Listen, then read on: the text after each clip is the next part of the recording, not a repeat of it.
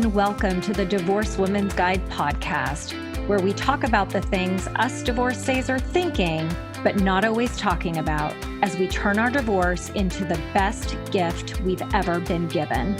And I do so with a little bit of sass and a whole lot of class. I am your host, Wendy Sterling, founder of the Divorce Rehab. I am here to support you in this transition phase of your life so you can start your new best chapter on your own terms. After all, that's what I did after my own divorce. And now it is my mission to change the conversation around divorce and help you see why your divorce, like mine, was the best gift you ever received. Hello, everybody, and welcome to another episode of the Divorced Woman's Guide podcast.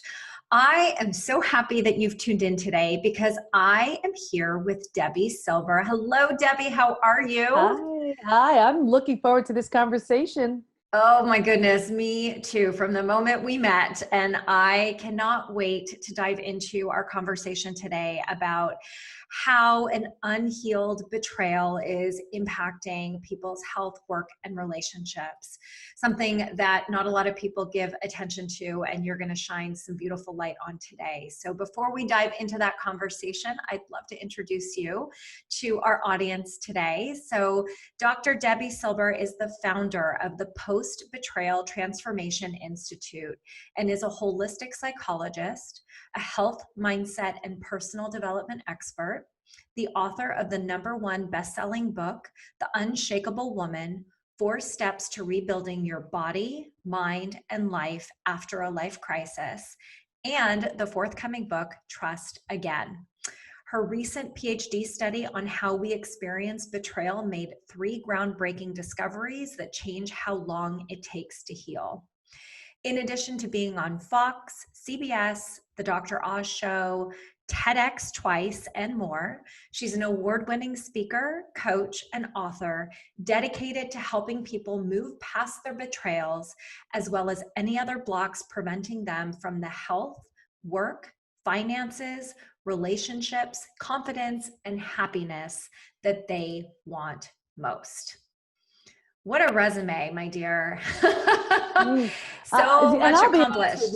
The most impressive thing when I speak, they'll read my bio and then sometimes they'll say, and she has 4 kids and 6 dogs. And I can tell you, out of everything I've ever done, it's the 6 dogs that seems to be the most impressive. Yes. So the rest.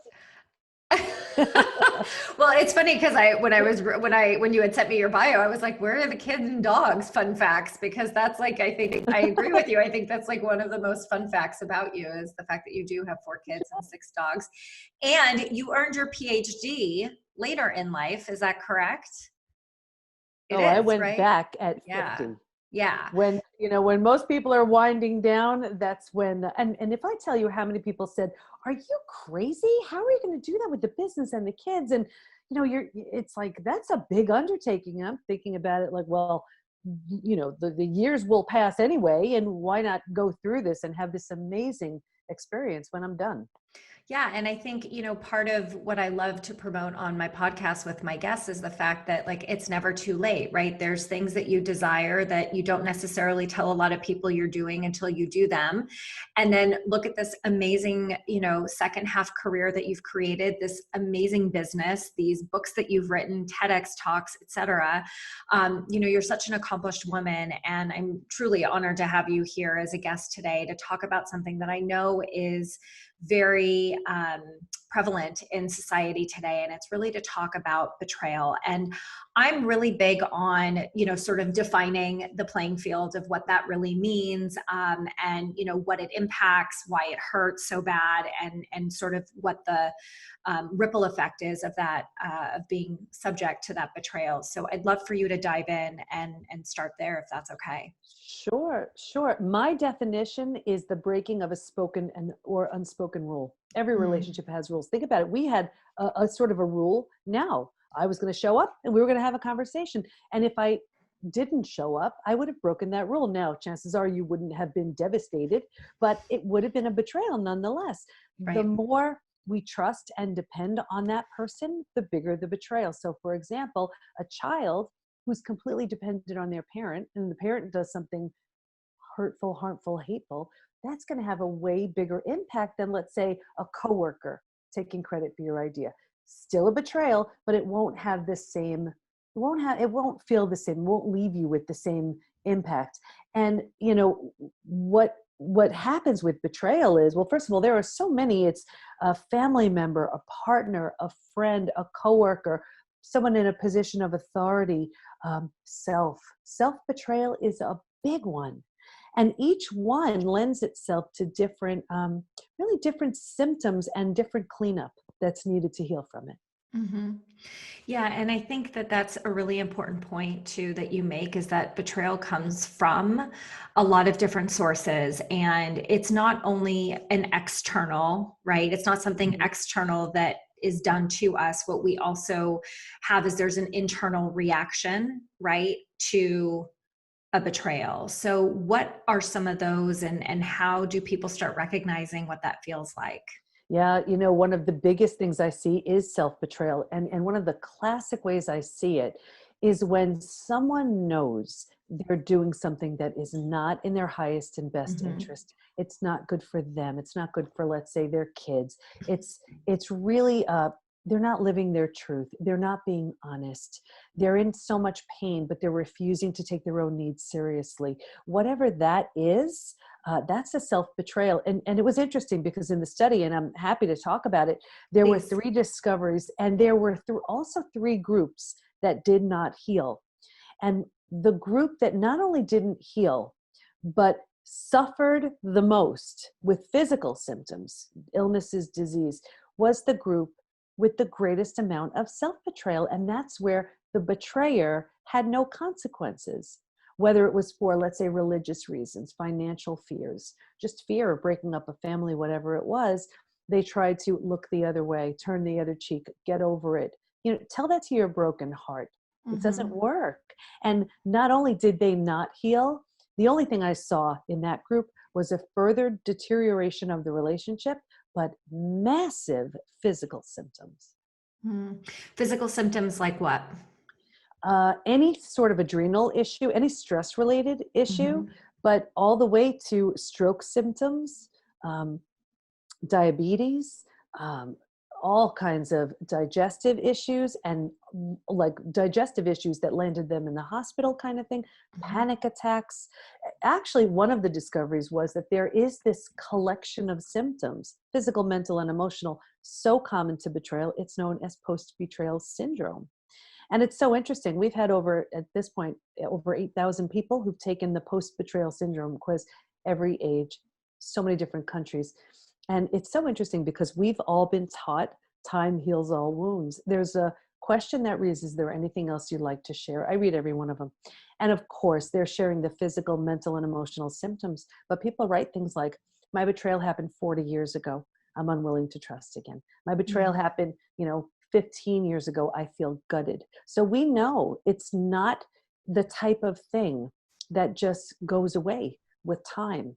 And I see it in health, in relationships, and in work. We see it all the time.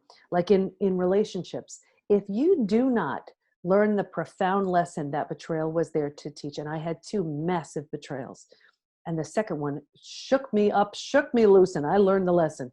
But when you don't, you only have repeat betrayals Mm-hmm. because it's a different face, but same thing. Or we put that big wall up, and so many of us do that, especially a lot of divorced women. I see it every single day.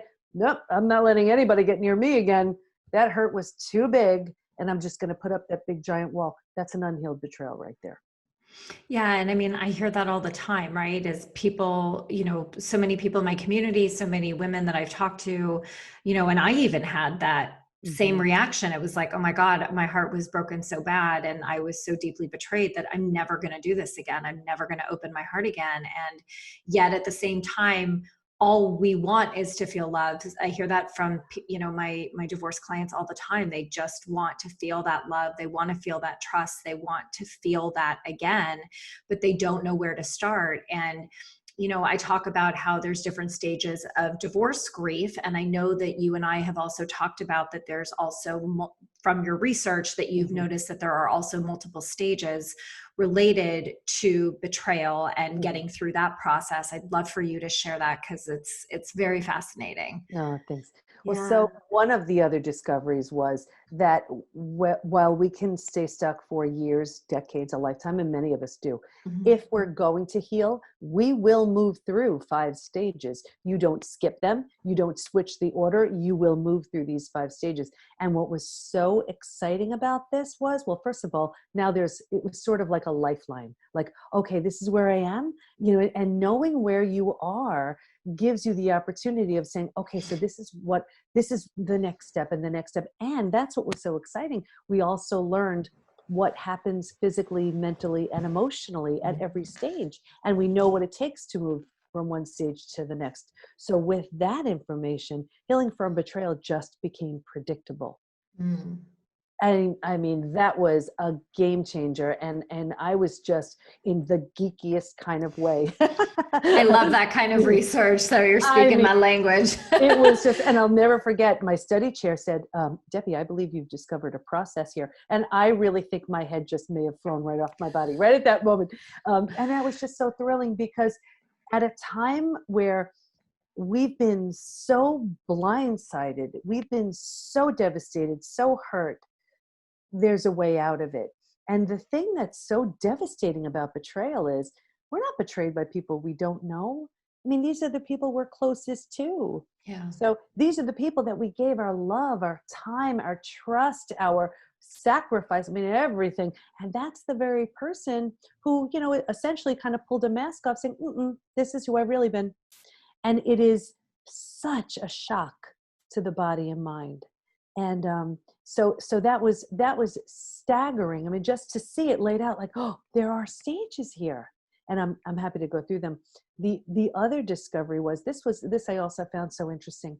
Originally, I was studying something called post-traumatic growth, and that's like the upside of trauma.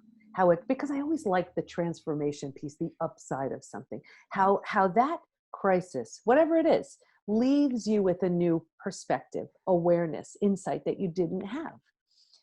And I was originally studying betrayal and post-traumatic growth, like how betrayal leaves you with post-traumatic growth. But I realized it's different. Now, I had been through death of a loved one.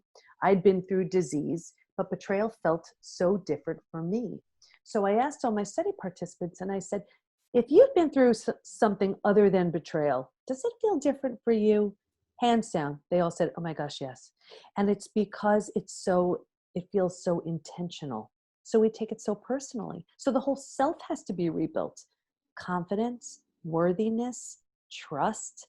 You have to renew this whole, from a sense of rejection, abandonment, belonging.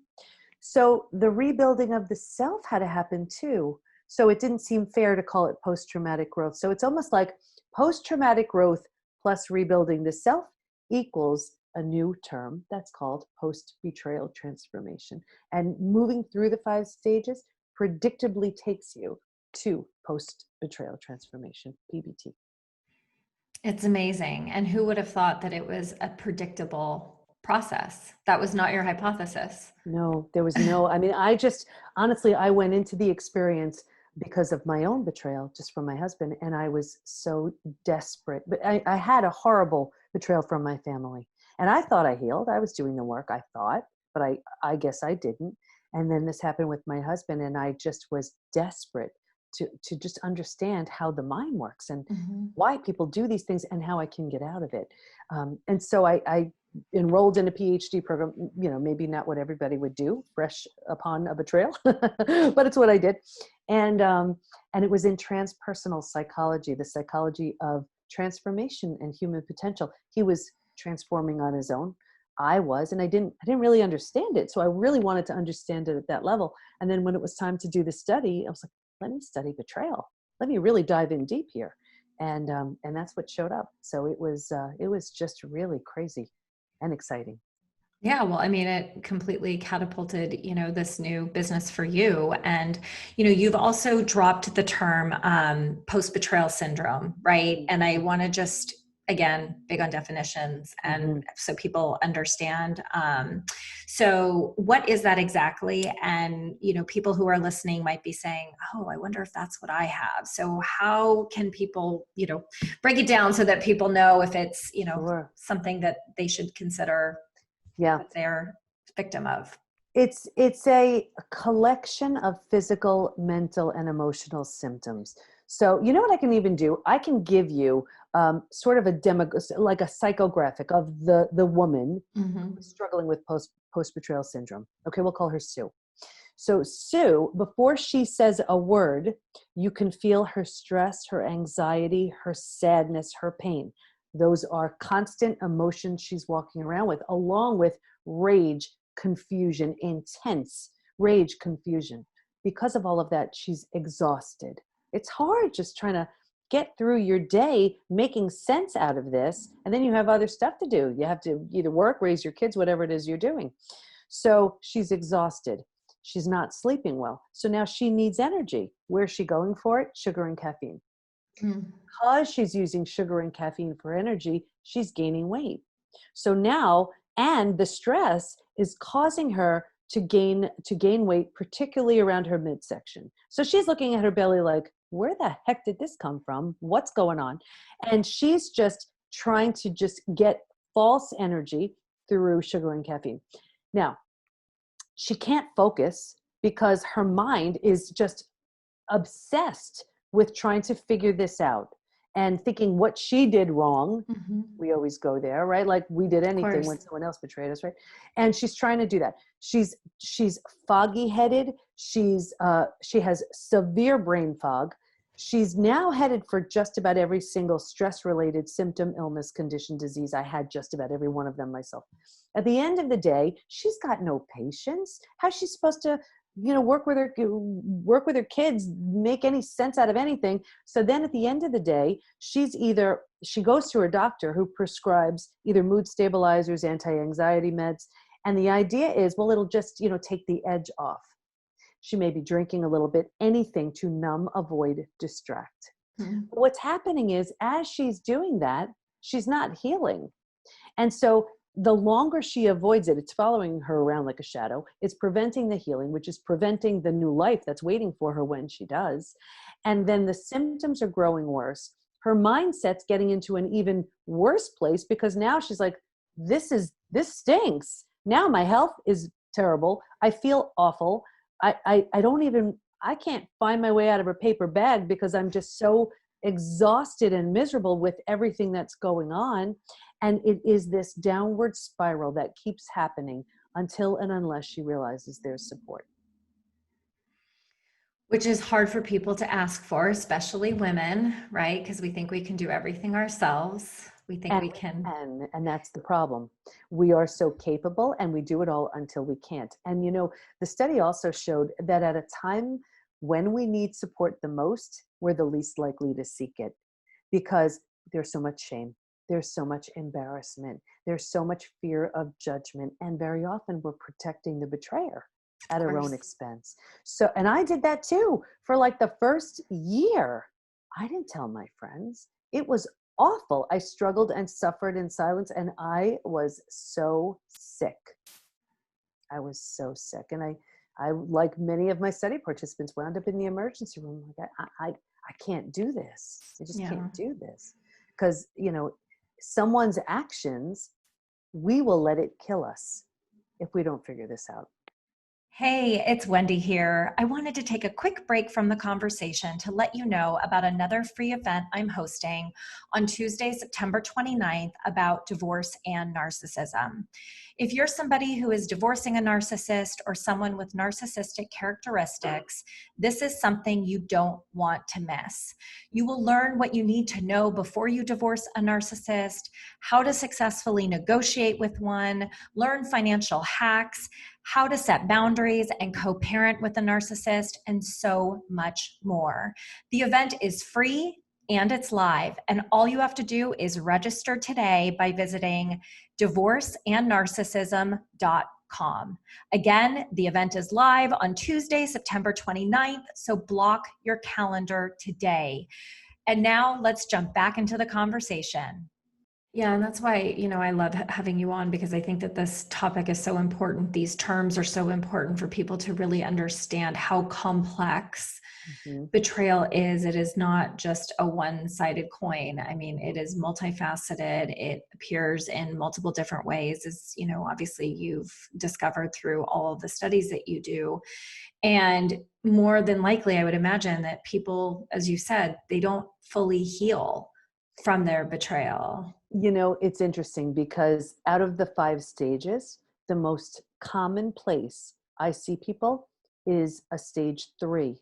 That's where they stay stuck. And I can go through the 5 stages. Yeah, I would love for you to do that. Sure. I am now realizing we didn't do that. I was getting caught up in the moment of the conversation. So yes, please Yeah, do. sure. Let's go through 1 through 5. And I really invite everybody watching, listening to really see where am I in this, because you'll see this is nothing that if you didn't just think about it, you can imagine all of these stages. It's only that now it's in a framework. So the first stage is, this is like a setup stage. And if you imagine 4 legs of a table, the 4 legs being physical, mental, emotional, and spiritual. What I saw with every single study participant, me too, was a real heavy lean on the physical and the mental, and really neglecting the emotional and the spiritual. So what does that look like? It looks like we're really good at thinking and doing, and we're not prioritizing the feeling and being. But it's in the feeling and being, that's where our intuition lies.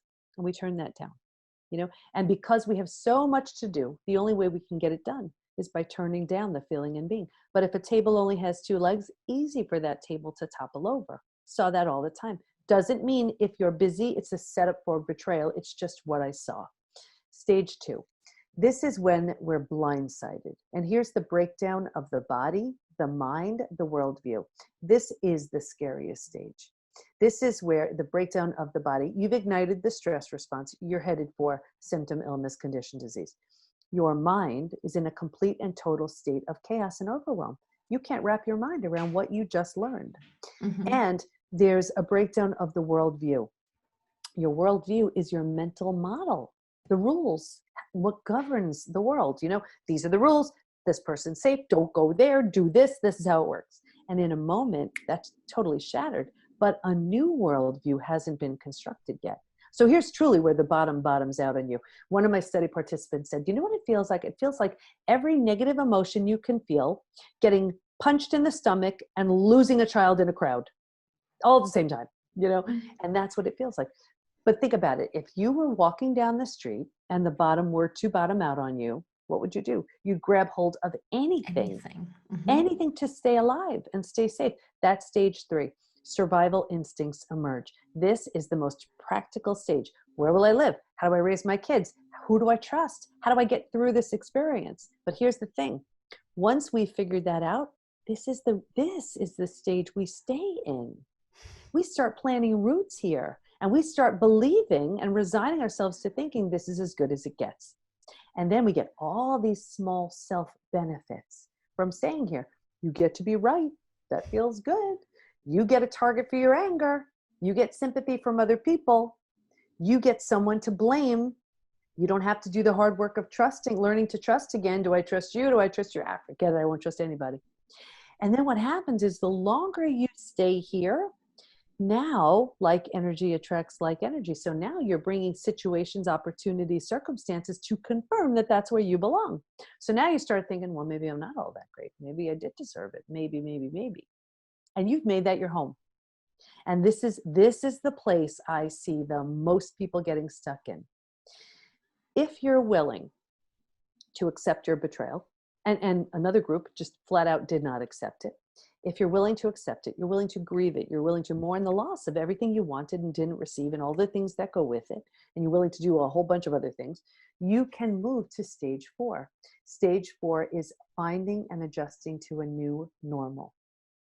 Here's where your old normal doesn't exist anymore. It's not an option. And this is like if you've ever moved to a new house, office, condo, apartment, whatever, you don't have your stuff in it, It's not quite cozy, but it's going to be okay. You're kind of turning down the stress response a little bit. You're not healing just yet, but you're not breaking your body down as rapidly as you were. Mm. What's so interesting about this stage too is if you were to move, you wouldn't necessarily bring everything with you. If something doesn't represent the version of you that you're becoming, it doesn't go with you. And here's where I saw such a change in friendships. If your friends weren't there for you, if they were gossiping, judging, low level energy stuff, you don't take them. Here's where you've outgrown them. Mm. And so you move into this fourth stage. When you're in this stage, and now you're making it okay, you're making it all right, you're creating a life based on where you are now, you slowly move into the fifth most beautiful stage. And this is healing, rebirth, and a new worldview. You've turned down the stress response. Your body starts to heal. You didn't have the bandwidth or the interest in eating well, exercising. You were surviving. Now you want to nurture yourself a little bit. You want to take better care of yourself.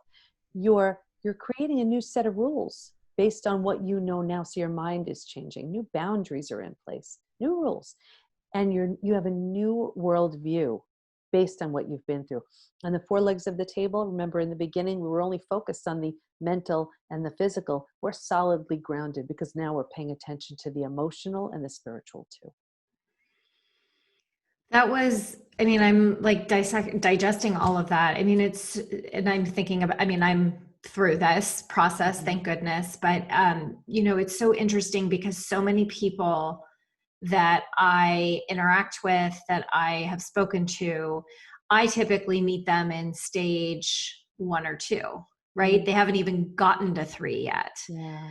And I think that it's really important for everybody listening to really think about which stage it is that you are in and recognize kind of where you still get to go in your healing process, right? Because you may have just awakened someone to realize that they haven't healed. And perhaps they are still in denial, right? Perhaps they are still in stage 1, or they think they're in 3. And that's, like you said, like that's the end of the rope for them. Like that's it. But no, there's these 2 other stages to go through. So, I think what you just shared shines such a bright light into some dark corners that I think people have turned their back on, right? That they're not wanting to face. Yeah. Oh, and that's the thing. If I tell you how many people are walking around in stage 3, actually my first TEDx was on this, and it's interesting. I did that 6 weeks after my betrayal. I don't even know how that happened. There was something going on though, where I knew my life was changing and something, and for some reason that TEDx blew up way more than the one on, my more recent one. But it was because it hit a nerve, because so many people do this. They use food, drugs, alcohol, work, TV, keeping busy, reckless behavior, anything to numb, avoid, distract ourselves from something that's difficult to feel or face. But it doesn't go away.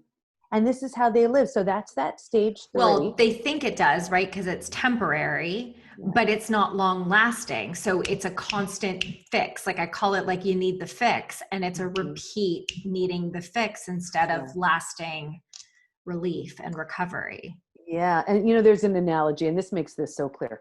It's like, I'm sure everybody has a messy room, garage, drawer, whatever. And picture what goes on with that room. You avoid it as much as you can because it doesn't feel good to go in there, or it doesn't feel good to open that drawer, or whatever it is. When you have to go, you're like, okay, and you grab what you need and you're out of there as quickly as possible. Everybody picture that room or that drawer right now. Now think about it. You do that until the one day where you say, you know what? That's it. I'm going in. And think about what happens. You grab your garbage bags, you roll up your sleeves, you go in and you commit. You're like, I am not coming out until this is done. Right? And let's just take a garage. And so now think about what happens. It actually looks, once you start, worse. And it looks worse because now you're like, I'm going to donate that. I'll toss that. I'll fix that. Right? Everything is all over the place. And all your piles are there. And then you do. And you donate and you toss, and then you go to bring it to where it needs to be fixed, whatever. And now you go and you get your fancy little containers and you put everything back. Now think about what happens. Now you stand back with pride. You're like, huh, look at that. Now you want to show your garage to everybody who comes by, right? You're like, come look at my garage. Because you're proud. You have a sense of accomplishment, a sense of empowerment. You can only feel that because you dove in. That's earned. And that's what happens every time we use the food or the meds or whatever else it is. It's like saying, la, la, la, la, la. You know, that game when we're kids, like, I don't hear you, I don't hear you. It's an adult version of that game.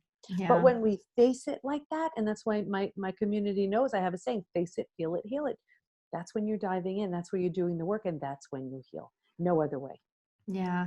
Well, so I have to imagine that there's people listening right now who are like, am I numbing myself? So there have to be questions, right, that people can ask themselves right now and say, like, is that me? Am I in avoidance? So how can people shine light? I mean, that was I love metaphors. So that spoke to me loudly.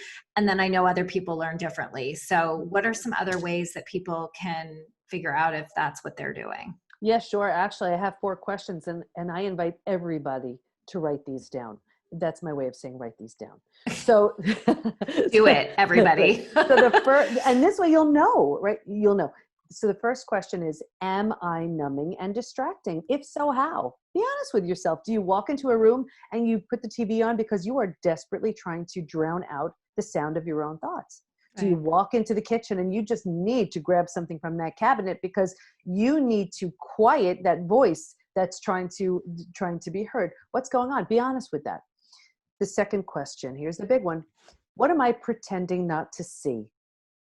Am I pretending not to see there's trouble in my relationship? Am I pretending not to see that health issue that needs my attention? Am I pretending not to see I hate my work? What am I pretending not to see? The third question, what's life going to look like in 5 to 10 years if I do nothing? Play it all the way out. Take that health issue, play it all the way out. Ignore it for 5 to 10 years. What's that going to look like? Play out that relationship issue. Ignore it for 5 to 10 years. What's it going to look like? Play out that, play it all out until you can see it clearly. And then the fourth question, what can life look like in 5 to 10 years if I change now? Now, I'm not saying that's easy, but transformation happens when you tell yourself the truth. Yeah, and the only person you're hurting is yourself. That's it. And that's self-betrayal.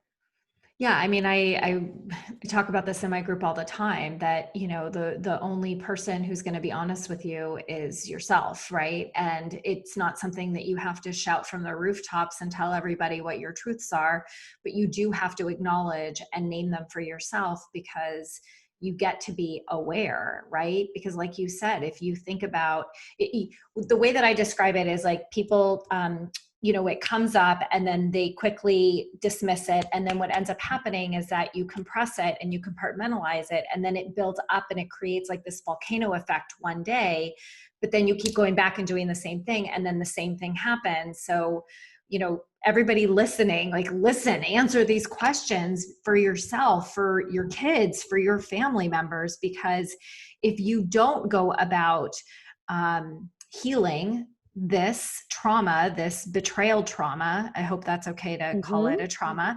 that if you let it persist, right, the things that, you resist, you persist. And what good is that going to do you? Where is that going to land you? Right. And you can either choose to heal, right, from this type of a crisis, or you can, you're just going to stay put, which isn't helping anybody. And clearly, as you've defined, it's bad for your health.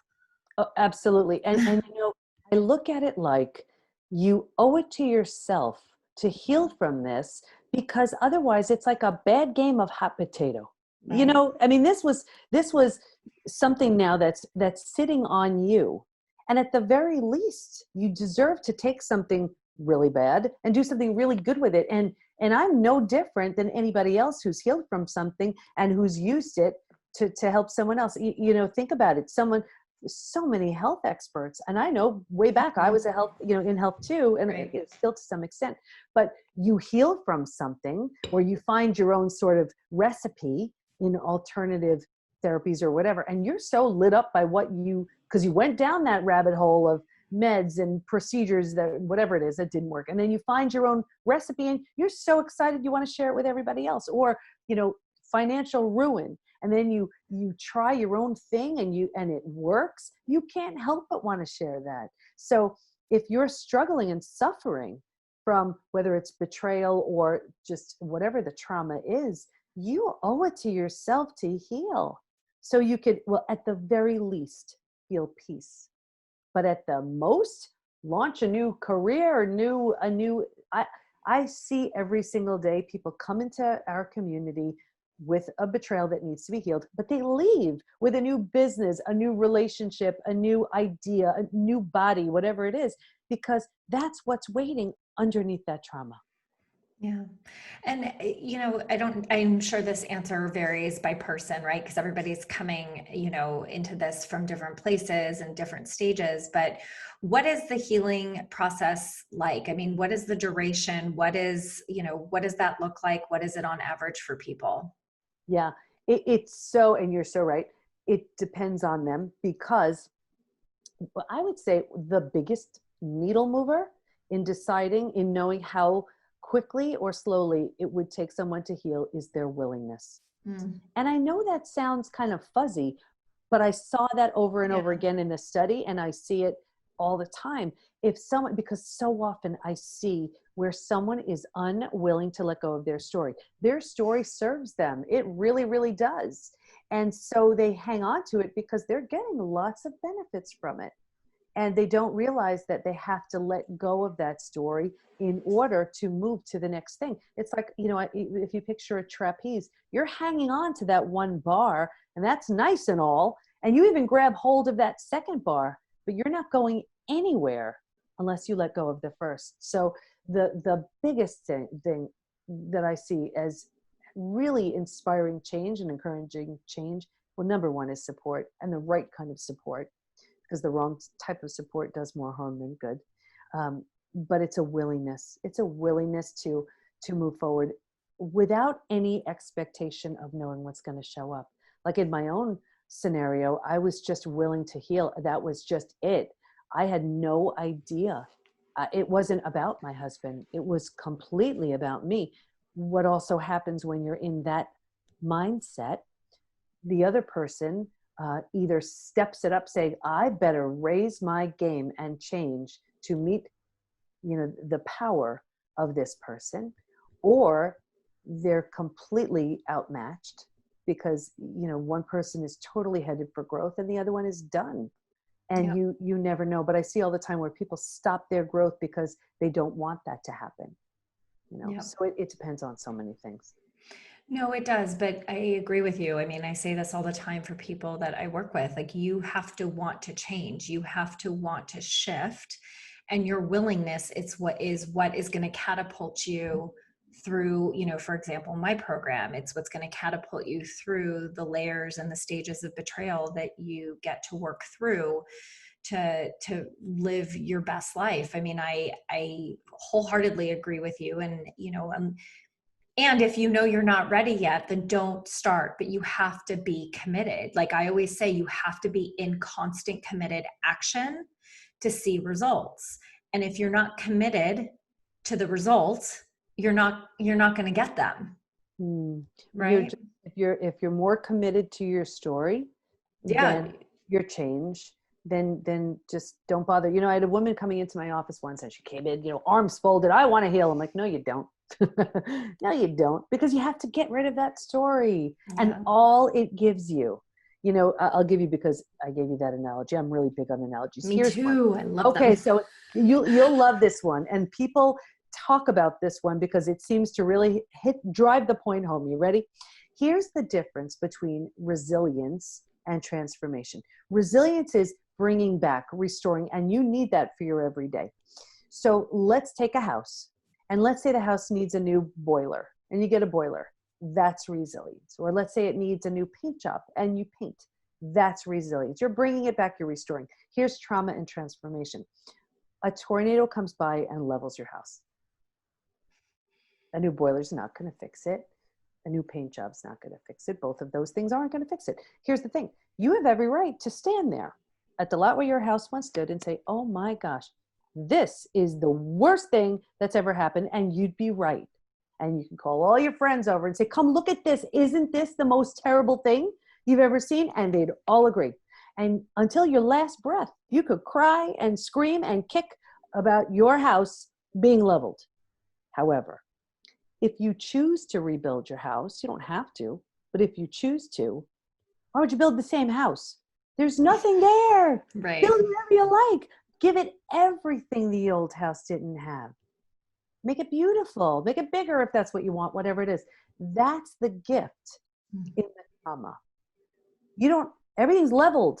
You can create whatever you want. Yeah. And getting through the lens of fear, right? To be able to see that is so crucial. And I agree with you. I say that all the time. Like, my divorce was the best gift that ever happened for me. And it opened my eyes to this whole life that was passing me by, that I decided to do something with, to do something that felt more fulfilling, and to not feel so stuck in, as you said, like stuck in my story. And look at the gift you're giving to people because of what you've experienced. Yeah. And now you're using that to help other people. I mean, wouldn't that be amazing if we all took all of our individual experiences and said, oh, this is what I learned. Let me help you with it. Yeah. That's what we're here for.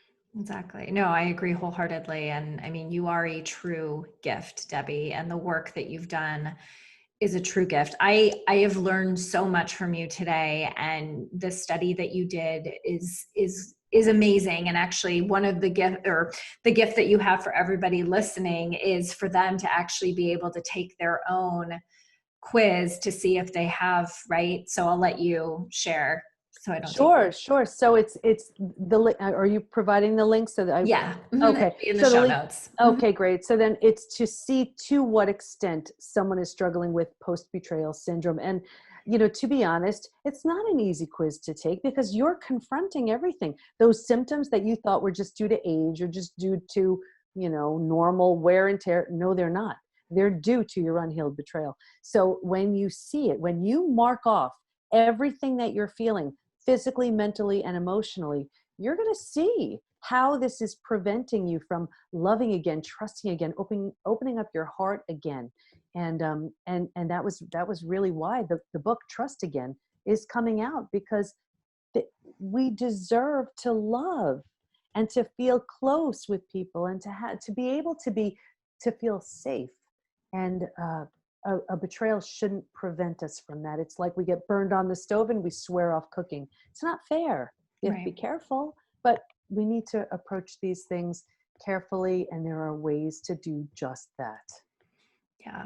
And it's a great quiz. I highly recommend. And as Debi said, it is not something you do in a couple of minutes. It's something you really need to be thoughtful of. And I really encourage everybody to take the time and be thoughtful in their answers. Again, be honest with yourself, because it's something that Debi created from her own study. So it's really valuable. And Debi, thank you so much for being my guest today. I am so grateful for our connection, and I would love for you to also share how people can find you or to learn more about you and the programs and the work that you do. Sure. Everything's at the PBT as in post-betrayal transformation, thepbtinstitute.com.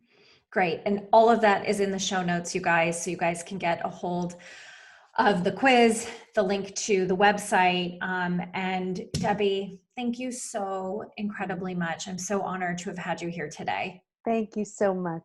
Of course. And everybody, thank you so much for tuning in today. I don't know about you, but I sure as heck learned a whole lot today. And that is my goal, is to make sure that you feel supported, and also that there are nuggets of information that help you to navigate wherever it is that you are in your divorce process. So I wish you guys a beautiful rest of your day. Thanks for tuning in, and I will see you guys in next week's episode. Mwah! Bye, everybody. Thanks for tuning in to another episode of the Divorced Woman's Guide podcast. If you like what you hear, please share this episode with someone you know, or spread the word on social media. This is how I reach more divorcees around the world and provide them with the support they need to create their next best life. And I would also love to continue the conversation with you. So please friend me on Facebook, join my private Facebook group, The Divorce Rehab, and follow me on Instagram at Divorce Rehab with Wendy. I'll see you next time.